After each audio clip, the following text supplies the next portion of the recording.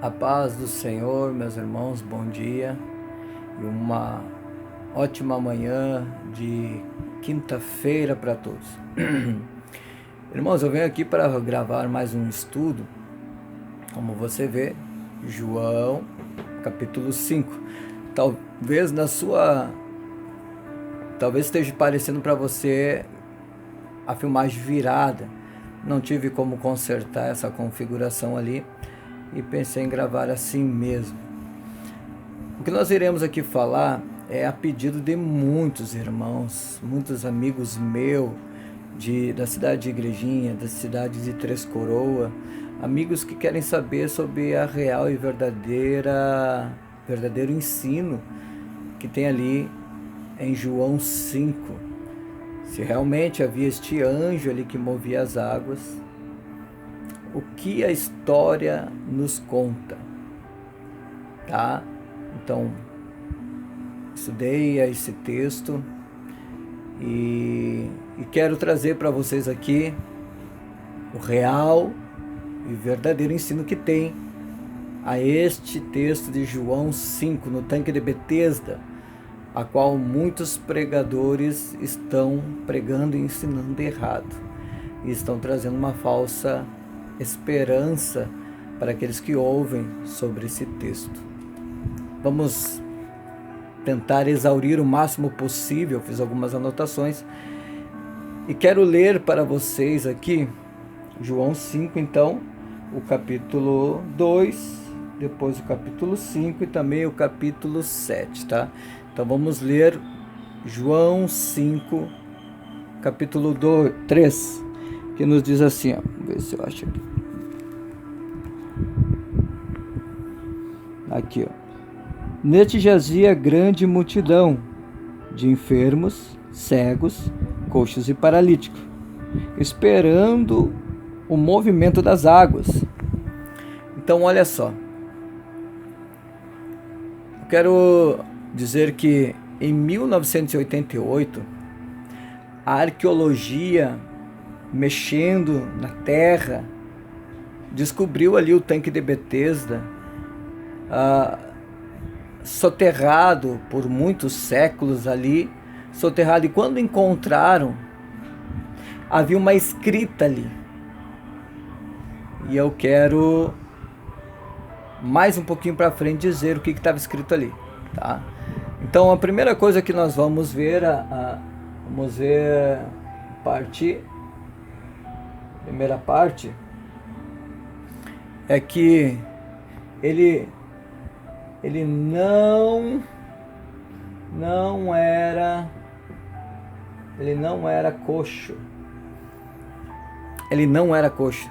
E o próprio texto está dando essa informação. Mas os camaradas insistem em dizer, os golpistas da palavra de Deus insistem em dizer e se aproveitar do povo que não tem o costume de ler, de ir ver se era realmente, e falam que ali havia um coxo na beira, do lado do tanque de Betesda. Isto não existe. Não era coxo, e eu vou provar dentro dos originais a qual foi escrito. Se você não estudar os originais, você engole muita coisa que se falam.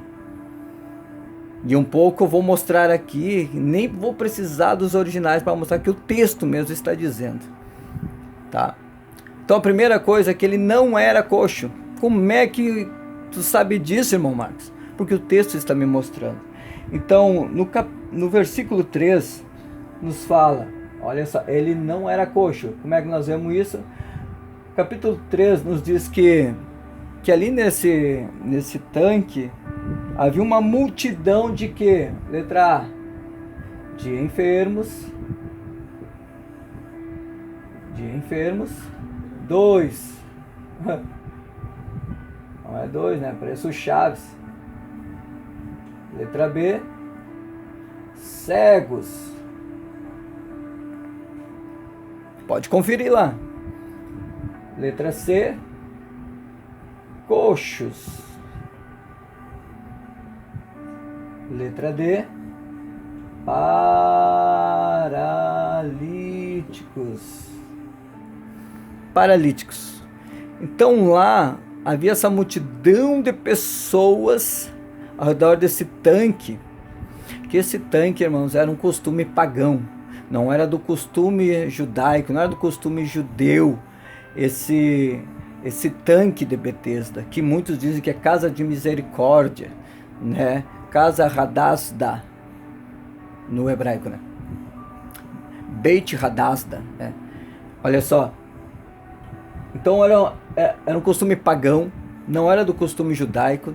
Os judeus não aprovavam aquilo, não participavam daquilo ali. Quem participava daquilo ali estava desviado, estava fora da presença de Deus, estava longe da presença de Deus, porque esse tanque era um movimento místico, era um movimento espírita, era um movimento de um Deus e a sua filha, que eu irei falar daqui a pouco, que é a segunda parte que irei falar, tá? Então, como é que eu sei que ele não era coxo? Porque o versículo 5 nos diz assim, ó: e estava ali um homem que havia 38 anos, se achava enfermo. Então não está dizendo que há 38 anos ele se achava cego, coxo ou paralítico. Ele se achava enfermo. Então é a letra A. Ele era um homem enfermo. Mas o que é enfermidade? Olha, irmão, a enfermidade ela pode ser uma dor de cabeça muito forte, que deixava ele muito fraco, sem força. Podia ser uma enfermidade terminal, podia ser algo que mexia com o seu sangue, podia ser uma chaga. Ele era enfermo na capacidade de tirar a força dele. E eu vou mostrar para vocês usando o original. Então, ele era enfermo, que o próprio texto está nos mostrando. E esta palavra enfermo é astenos, ó.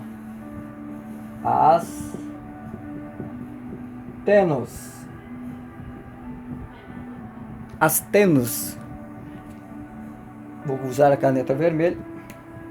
Ó, astenos ou astenos, ela é dividida em duas partes, ó. A no grego, que obviamente é a letra alfa, né? No grego é não tem. E stenos é vigor, força, saúde. Então esta enfermidade, a qual o texto do versículo 5 diz que ele era enfermo e não os outros três, enfermo neste texto original do grego é astenos, que quer dizer não tem vigor, não tem força, não tem saúde, tá? Então aí nós já vimos que os rapazes aí já mudam muita coisa, né? Seguindo também, claro que João Ferreira de Almeida, quando ele traduziu esse exemplar da Bíblia que nós temos na mão, ele fez muitos erros, que desde 1900 e antigamente, agora os pregadores vêm um acima do outro, vem pregando essas coisas, trazendo errado para todo mundo, tá? Essa é a primeira parte. Então, aqui, ó, irmãos, quero mostrar para vocês que este anjo, que os pregadores têm o costume de dizer que vinha e movia as águas, não existia anjo nenhum. Não era anjo de Deus, nem o anjo do Senhor. Parem de dizer isso, não era isso. Quando os arqueólogos mexem lá e acham o tanque de Betesda, eles encontram uma escrita, que está escrita uma homenagem ao deus Asclépio. Ó. Asclépio. Esse Deus, não sei se está dando para enxergar, vou fazer de preto. Esse Deus Asclépio, esse Deus Asclépio, que é um Deus com D menor, né? Deus, ele tinha uma filha chamada Ígia. Essa filha dele, essa deusa Ígia, era responsável pela higiene. Pela higiene, pelo movimento daquelas águas, entende? Então era essa deusa derrotada pelo nome do Senhor Jesus que ali movia aquilo. E até os pregadores e desinformados da palavra, eles ensinam que há 38 anos o coxo estava à beira do tanque. Não é isso que o texto está nos dizendo. Não está dizendo que há 38 anos ele estava no tanque, mas sim que há 38 anos ele se achava enfermo, que há 38 anos ele tinha esta enfermidade a qual não fala qual é, que pode ser N dessas enfermidades, né? Que ele tirava força, ele tirava o vigor, ele tirava a saúde. Há 38 anos enfermo, não ao lado, tá? Então, essa é nossa segunda parte. Deus Asclépio era uma homenagem, esse tanque era uma homenagem a esse Deus Asclépio, que a sua filha que ali movia. Outro erro, e mostrando que eu quero botar aqui a terceira parte, provando mais uma vez que ele não era, já vimos que ele não é coxo, e agora aqui nós vamos ver que ele não era paralítico. Por quê?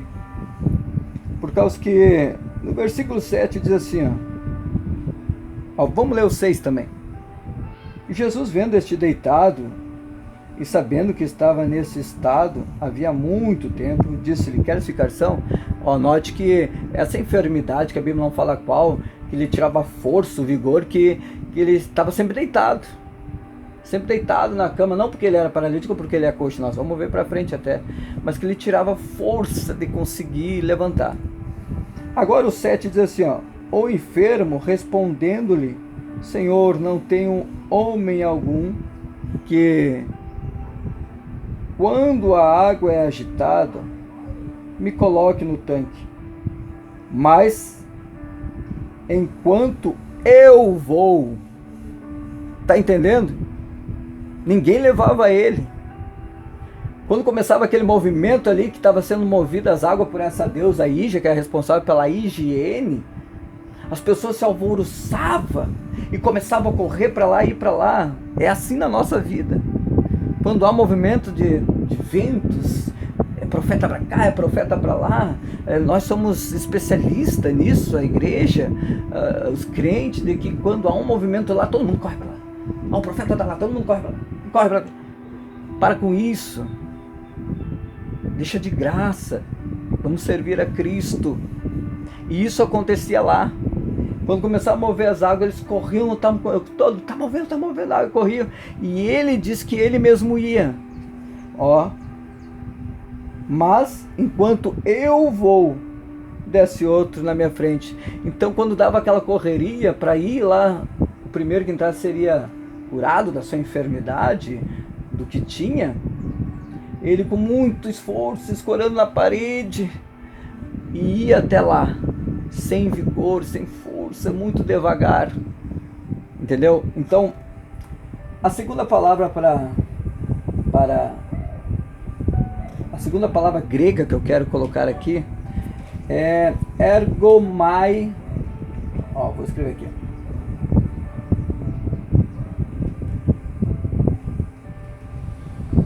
Ergomai ego.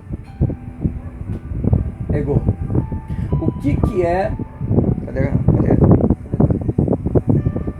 Ergomai ego. O que quer dizer isso, irmão Marcos? No grego significa eu vou. Então ele não era paralítico. Ele mesmo está dizendo, quando há movimento e a caloria, eu vou. Só que eu estou fraco, eu não consigo correr, eu não consigo ir mais rápido, sempre alguém desce na minha frente. Esta é a verdadeira realidade desse texto. Tanque de Betesda não era um costume judaico, era um costume pagão. Porque o deus Asclépio, que tinha sua filha Higia, que movia estas águas. E Jesus Cristo vendo isso e dizendo que o povo está, a luz está perto e eles não enxergam qual é a verdade. Jesus vendo aquela alma que precisava, ele chega lá e pergunta para ele se ele quer deixar daquilo ali.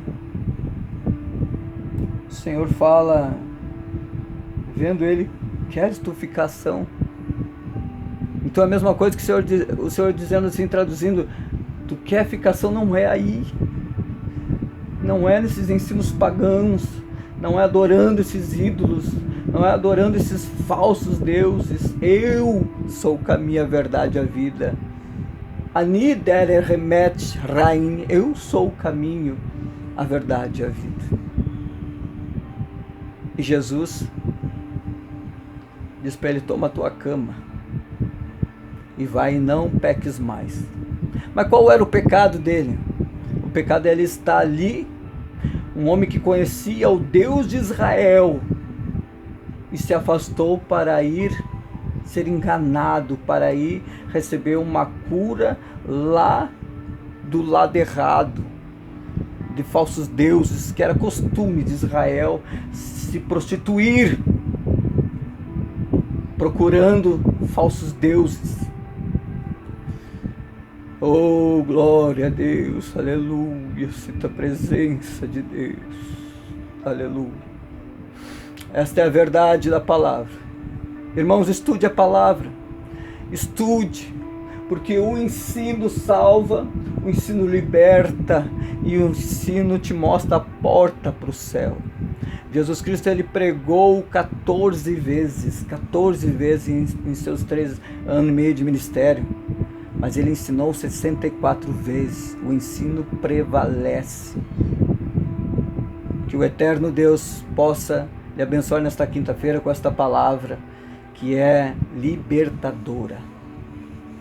Que Hashem possa lhe abençoar. Shalom, shalom, lehitraot. Paz e prosperidade. E até logo. Para o próximo estudo.